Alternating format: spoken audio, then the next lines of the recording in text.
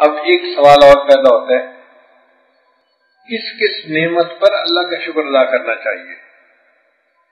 آپ ذرا غور کیجئے، قرآن و حدیث سے میں چند نعمتوں کا تذکرہ کروں گا۔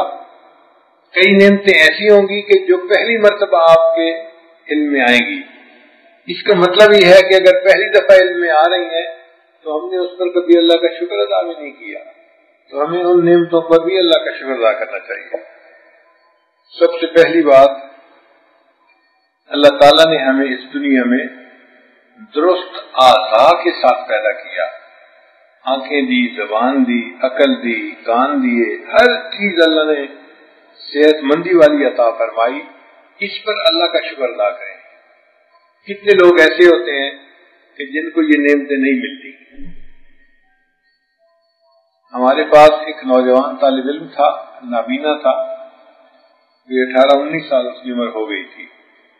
اس نے حفظ مکمل کیا تو ہم نے اس کی دستار بندی کروائی اور وہ حافظ صاحب چلے گئے۔ پھر ایک جگہ پر ان کو جاب مل گئی تو مصروف ہو گئے۔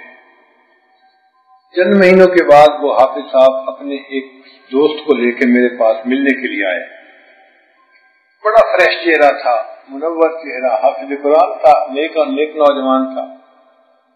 مجھے ملا، حضرت صاحب میں آج آپ کے لیے ایک خاص دعا کروانے آیا ہوں۔ میں نے اس کی طرف دیکھا، اس کا مسکراتا چہرہ دیکھا، چمک رہا تھا چہرہ، نوجوان چہرہ تھا، تو میں نے اس کو مس انڈرسٹینڈ کیا۔ میں سمجھا اب اس کو جاب مل گئی ہے اور اب میں یہ میرے پاس آیا ہے کہ حضرت دعا کر دیں اب میری شادی ہو جائے۔ تو جب وہ اس نے مجھے کہا نا کہ میں آپ سے خاص دعا کروانے آج آیا ہوں، تو میں نے کہا حافظ صاحب خیریت تو ہے، شادی کی دعا کروانی ہے؟